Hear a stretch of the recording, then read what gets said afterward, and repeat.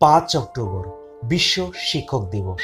বিশ্ব শিক্ষক দিবসে জাতি গড়ার কারিগর সমস্ত শিক্ষক ও শিক্ষিকাকে সশ্রদ্ধ সালাম জানাই। করোনা পরিস্থিতির মধ্যেও শিক্ষক সম্প্রদায় কাজ করে গেছে নীরবে নিভৃতে, জীবনের ঝুঁকি নিয়ে। কখনো মোবাইলে শিক্ষার্থীর খোঁজ খবর নিয়েছেন, কখনো বা বাড়ি বাড়ি যেয়ে সরেজমিনে দেখেছেন, দিয়েছেন পরামর্শ। করোনা দুর্যোগে শিক্ষকেরা বন্যা মোকাবেলায় কাজ করেছেন, বিদ্যালয়ের আশ্রয় কেন্দ্রে নিজেকে সঁপে দিয়েছেন। করোনা মহামারীর মধ্যেও অন্যের ক্ষেতের ধান কেটে দিয়েছেন।